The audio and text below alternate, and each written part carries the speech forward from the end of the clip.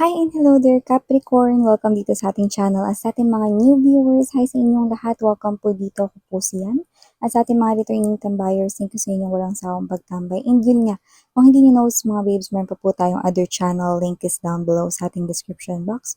So if interesado, i-click lamang yung link na yan at mariredirect na rin kayo doon kung saan nag-upload din po tayo ng collective readings for all signs araw. At yun nga na wala tayong gender dito sa babae, lalaki, LGBT, lahat po welcome.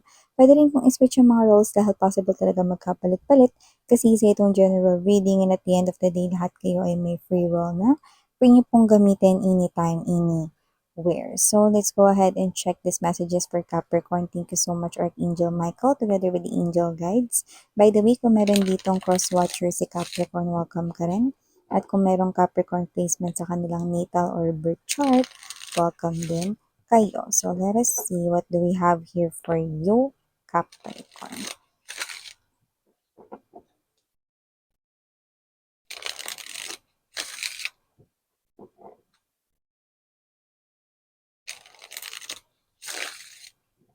Messages for Capricorn, please.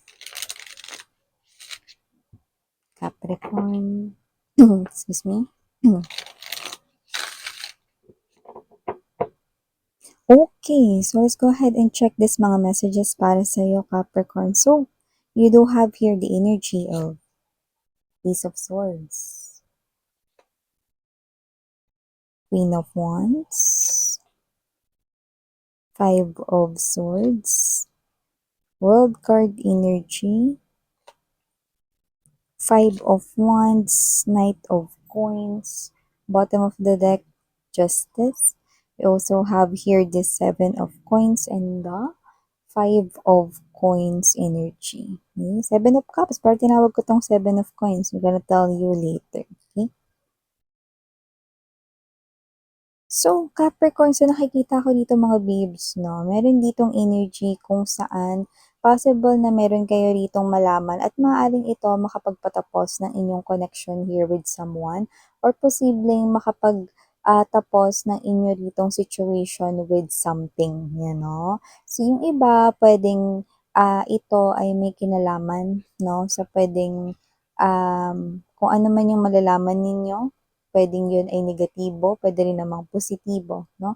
Kung ito ay negatibo, maaaring magtapos ang inyong connection dito ng isang someone na posibleng malapit sa inyo. Puwedeng a friend or puwedeng a lover din dito. Pero at least kung ano man yung nalaman ninyo, no, this is something here na kailangan ninyong malaman in order for you na maka-move forward sa inyong life, no? Kasi meron din ako nakitang klase ng energy dito na posibleng ito ay nababalutan na rin ng kasinungalingan, someone is being dishonest with you guys, so you need to let go of that energy. So kung yan man ay lover, no, you need na malaman ito para makagawa ka rito ng hakbang, no, kasi hindi ko na siya nakikitang nagiging totoo sa'yo. If this is a friend, hindi ko nakikitang nagiging real friend pa siya sa inyo, no? And yung iba naman, kung wala naman tong kinalaman sa negatibo, no, or something to do with the truth, no, of you, no, setting free someone here, pwede naman ito ay pag-let go ng isang opportunity because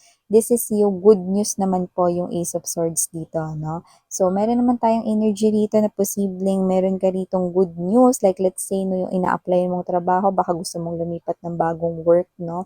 Yan naman ay good news. I'm seeing you jumping from one workplace to another, no? So, nakikita ko rito na yan ay bago ritong work for you guys, bagong pagkakakitaan, bago ritong negosyo naman para sa iba, no? So, nakikita ko rito na kailangan mong umalis doon sa iyo ritong dating trabaho in order for you na maka-enter na rito sa panibago mong work, career, or job, no? Yung iba naman pwede magpapalit dito ng literal na career, no? Let's say, no, from accountant, no, kayo ito na posibleng iba naman yung designation or position na gusto ninyong itry, no? So, may mga ganun din klase ng energy, no? It's a fresh start or it's a start here of something na nakikita ko rito na you are excited about this. Okay? So, maliban dito, Capricorn, nakita rin tayo ng energy rito, ha? Mukhang meron dito yung wala kang kamalay-malay. pero mukhang ikaw ito na pinag-uusapan na rito ng iba, pero 'wag mag-alala, hindi naman yun negatibo kundi pinag-uusapan lang nila dito kung sino ang mas nababagay para sa'yo, 'yan. So, puwedeng may mga options rin kayo when it comes to love or whatever, pero meron naman dito mga energies more likely with the Five of Wands 'no.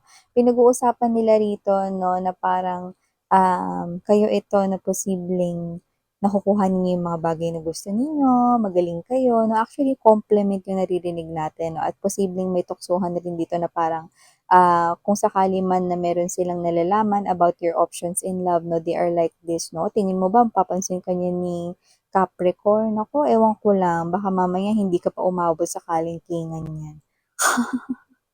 Ikaw mapapansin ka ni Capricorn, naku, manalangin ka na lang, 'yan 'no. So, masyadong mataas ang tingin sa'yo rito ng ibang tao to the point na posibleng nakikita ka nila as someone glowing 'no, glowing. Nakikita ko dito na posibleng ikaw ito na mas nagiging confident ka or mas tumataas yung kumpiyansa mo sa sarili at saka meron kang mga bagay na pinagpupukusan 'no. So, nakita ko rito na medyo busy ka 'no, so nakikita kita rito na kung meron man ditong mga, papahinga ka na araw or oras 'no, saglit lang 'yun 'no. So, mas gusto mo yung energy ng may ginagawa kaysa yung wala kang ginagawa 'no. At meron ka rin dito sa isipan mo na posibleng iniisip about your money kung paano mo 'yan paiikutin, pagyayabungin at palalawakin. So, nakikita ko dito na yung iba meron kayo ditong alagang pet, puwedeng cat, dog, or fur baby ninyo. Anumang animal 'yan, puwede rin namang hamster, rabbit, gano'n.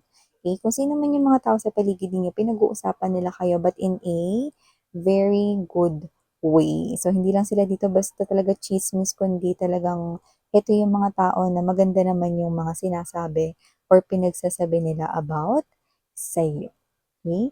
So, maliban diyan nakakita rin ako ng energy ha, kung sino man dito 'no, yung posibleng nagkasamaan kayo ng loob 'no, or hindi kayo nagkaintindihan. Yung iba may energy 'tong matagal na 'to 'no, like para sa'yo wala na nga 'tong pinag-awayan ninyo, eh, 'no. Pero para sa kanya iniisip-isip niya pa rin ito at hanggang ngayon guilty pa rin siya rito 'no. Kaya naman kung sino man 'tong energy na 'to 'no, parang matagal na rin kayong wala ritong connection or communication. Possible na hindi rin kayo nito konektado sa Facebook, mga ganyan, or sa social media platforms. Kung sino man siya nakita ko rito 'no, na hinahanap niya kayo rito at nakikita ko rito na mauuna siya ritong lumapit sa inyo 'no, at uungkatin niya 'no, yung inyo ritong hindi pagkakaintindihan noon 'no. So, someone here wants to clear out the air with you guys at nakikita ko makikipagbati siya sa inyo. Miss yan, iba pa ba yan dun sa unang-una mong sinabi? Yes, iba pa 'to mga babes 'no. So, kung sino man 'tong energy na 'to 'no, this is another message here for you guys 'no, na itong tao na 'to na kung sakali man na hanapin niya kayo at humingi siya rito ng tawad dahil feeling guilty siya about this, then you can assure na or magagarantiyan ninyo na itong tao na 'to ay, totoo sa kanya ritong sinasabi na like hindi yun labas sa ilong, alam mo yung labas sa ilong? Yung parang hindi totoo yung ano, yung paghingi ng tawad 'no, pero siya, sincere ang nakikita kong energy sa kanya. So, no need to worry. Actually, nahihiya pa nga siya ritong lumapit at i-approach kayo, okey? So, itong tao na 'to 'no, malalaman niyo kung siya yung tinutukoy ko kasi meron siya ditong energy na may dala-dala siya ritong peace offering 'no, at pagkain yun. Sure akong pagkain yun, yung peace offering niya na yun 'no. So, maybe you are someone here na kilala niya rito bilang foodie, you know, or favorite mo yung dadalhin niya but, you know, just take only what resonates. So, hindi naman yun parang lagay or whatever 'no, pero parang ano niya yun, token niya 'no, ng iyo ritong pagtanggap na pakinggan siya 'no. So, yun ang kanya ritong pa-thank you. So, yun yung mga base maliban diyan Capricorn, nakakita rin ako ng energy rito for you guys at with this 'no, na tinawag ko kanina 'no, na Seven of Coins energy pero Seven of Cups 'yan. Nakakita ko rito ng energy mga babes 'no, na with that Seven of Coins 'no, meron ditong naghihintay na siya ay replyan mo, Capricorn 'no. At kung sino man siya mga babes 'no, akala mo lang parang tapang-tapang niya, nagmamatigas siya gano'n 'no, pero, siya ito 'no na parang naghihintay, no, at sobrang apektado sa inyo ritong hindi pagre-reply sa kanya, okay? Yung iba kasi talaga sa tao na 'yan, pero hindi ko kayo nakikitang nag-uusap ngayon. So, puwedeng siya ay husband mo pero hindi kayo magkasama ngayon. Puwede rin namang ex-husband, ex-wife, 'no, or matagal mo ritong kinasama, live-in or baka matagal kayong naging kayo, okay? So, siya ito na marami na siya ritong sinend na message sa inyo na basta more than one. Puwede rin namang dalawa o tatlo lang 'no, pero yung iba puwedeng ang dami na, okey? So, nakikita ko rito na parang ang dami niya na ritong message sa inyo pero wala kayo ni isang reply or hinihintay niya rito mga babes 'no na kausapin niyo siya, okey? Yung iba nakita ko 'no na itong tao na 'to 'no, aabangan niya kayo rito. Puwedeng sa labas ng pinagtatrabahuhan ninyong building or sa labas ng inyong office, may gano'n 'no. 'Yun ang nakikita ko rito 'no. Pero huwag mag-alala kasi hindi naman siya magko-cause ng harm. Gusto lang niya talaga na magkausap na kayong dalawa. May energy rin siya rito na posible siya ritong magmakaawa sa inyo, okey? And for some reason, ewan ko 'no, biglang sumingit mo yung Backstreet Boys, so puwedeng siya ay fan ng Backstreet Boys or baka meron ditong isinilang sa 90s, 'yan 'no. Specific lang 'yun mga babes, hindi ibig sabihin na 'yun lang yung clue for your person 'no. Nag-pop out 'yun kasi 'yun ay very evident, 'yan 'no. Lumitaw kasi, okey? So, 'yun ang nakikita natin dito for you Capricorn 'no. So, ito yung mga messages right here for you guys. Thank you so much again. I'm Yuriana on me, Sarang Hiyol of Inlight. Ano.